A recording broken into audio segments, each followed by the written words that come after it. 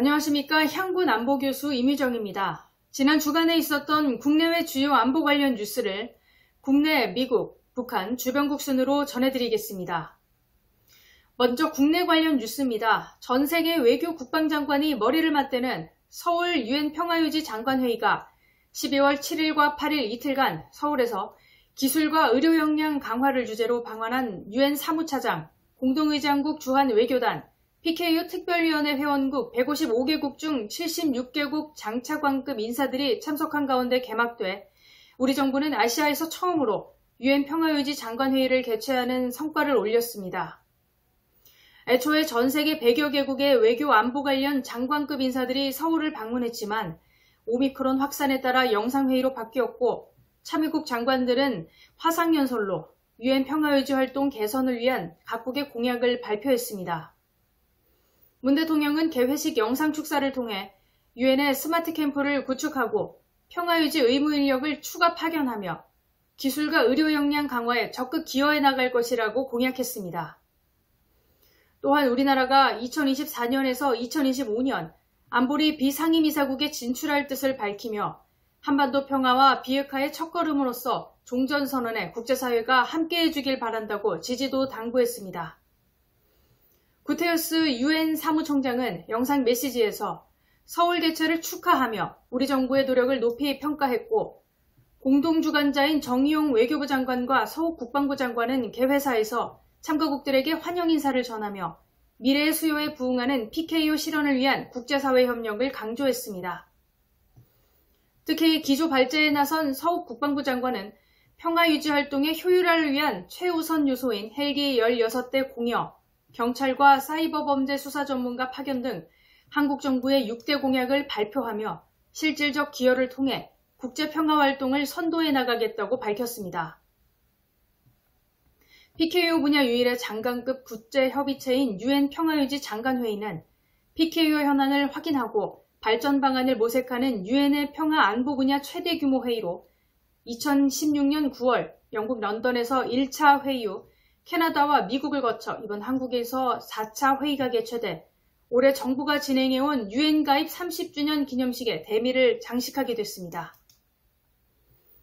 한국은 1991년 9월 UN 가입 이후 1993년 소말리아의 건설공병대대인 상록수 부대 파견을 시작으로 UN 평화유지 활동에 꾸준히 기여해오고 있으며 현재는 재정공여국 10위, 병력공여국 37위로 자리매김하고 있습니다.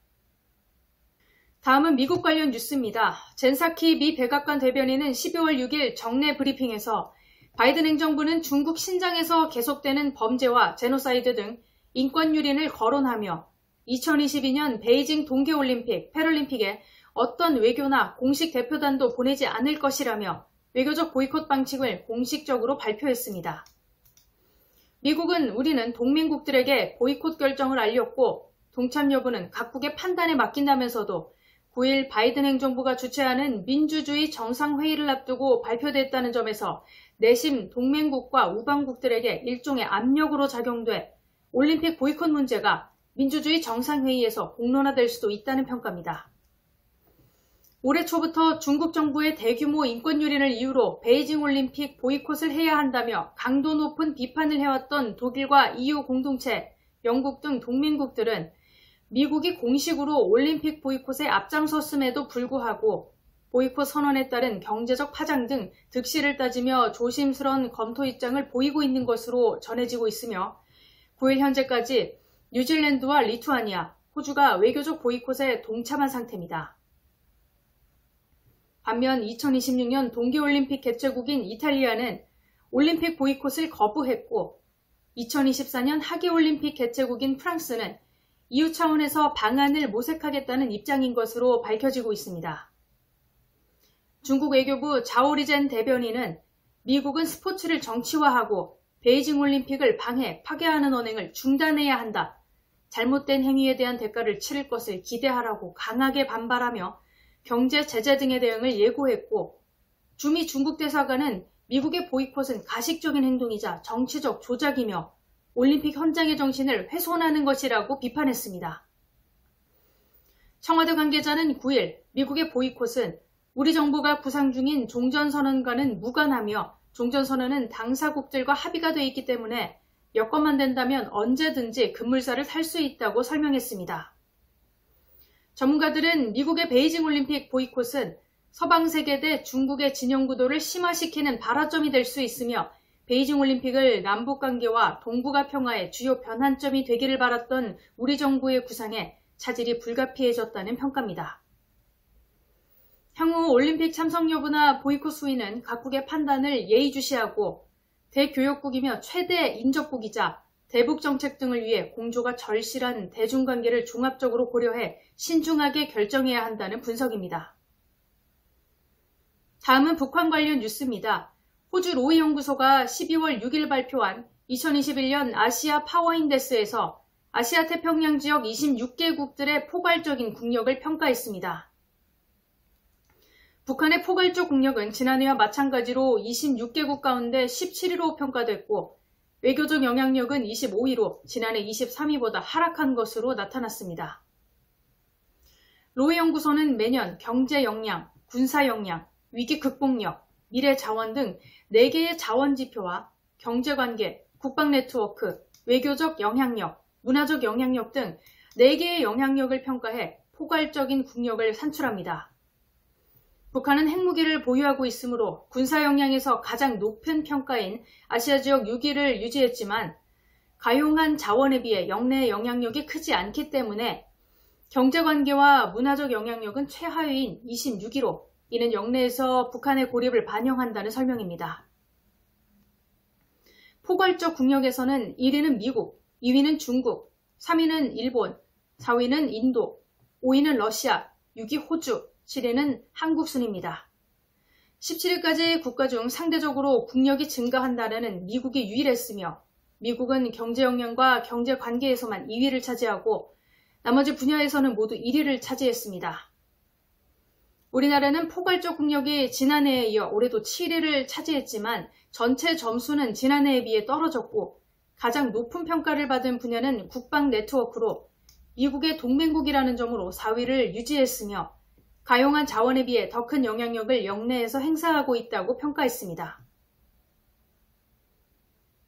다음은 주변국 관련 뉴스입니다. 청와대는 3일 보도자료를 통해 서훈 국가안보실장이 지난 2일 양제츠 중앙정치국 위원과 텐진에서 회담 및 만찬 협의를 가졌으며 서 실장이 종전선언을 포함해 한반도 평화 프로세스의 진전을 위한 우리의 노력을 설명한 데 대해 양 위원은 종전선언을 지지하고 종전선언이 한반도 평화와 안정을 증진하는 데 기여할 것으로 본다고 했다면서 한반도 평화와 안정을 위해 중국 측도 지속 노력해 나가겠다고 강조했다고 설명했습니다. 원론적인 수준의 발언이었다는 평가가 나오고 있지만 한국전쟁 전전협정 체결 당사국인 중국이 한국 정부가 추진하고 있는 종전 구상에 처음으로 공개 지지 의사를 밝힌 것입니다. 중국 외교부는 지난 2일 서 실장과 양 정치국원 간 회담 소식을 발표하면서 한반도의 평화와 안정을 수호하고 한반도의 장기적인 안정을 실현하는 데 건설적인 역할을 할 준비가 돼 있다고 밝혔지만 종전선언을 직접 언급하지는 않았습니다. 양 정치국원이 종전선언에 대해 지지 의사를 밝혔다는 사실은 청와대 발표를 통해서 알려졌습니다.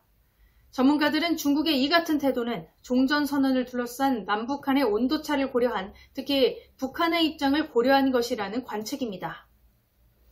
북한은 종전선언에 대해 미국의 대북 적대시 정책과 이중기준 철회 등 전제 조건을 내세운 이후 미국이 전혀 수용을 안 하자 미국에 대한 비난 수위를 점차 높여가며 종전선언에 대해 냉담한 태도를 보이고 있기 때문에 북한의 입장에 좀 더 힘을 실어주는 것으로 평가하고 있습니다.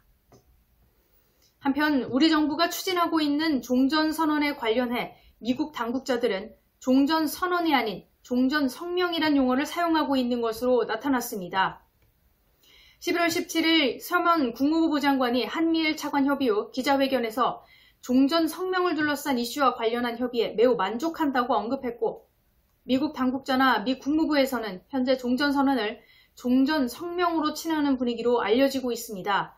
이 같은 기류는 지난 9월 21일 문재인 대통령이 유엔 총회에서 제안한 직후 미국 방문 브리핑에서 미국은 종전선언에 대한 가능성을 논의하는 데 열려 있다는 표현 이후 다소 달라진 측면이 있다는 것입니다. 미 국무부는 셔먼 장관의 종전성명으로 표현한 이유와 두 용어의 법적, 정치적 효과를 묻는 기자들의 질문에 셔먼 장관의 발언에 덧붙일 입장은 없다면서 즉답을 피했습니다. 한국 정부는 두 용어 사이에 법적 차이는 없다는 입장이지만 미국이 굳이 한국이 원하는 선언이라는 표현을 쓰지 않는 배경을 두고 여러 해석이 제기되고 있습니다. 전직 고위 외교관은 선언이든 성명이든 이에 따른 정치적, 법적 의무는 구체적인 내용에 따라 규정되겠지만 보통 성명이 선언보다는 격이 떨어진다는 측면이 있고 미국이 말하는 종전 성명은 종전에 대한 한미의 기본 입장을 정리한 수준일 수도 있다고 분석했습니다. 이상으로 향군 주간안보 뉴스를 마치겠습니다. 감사합니다.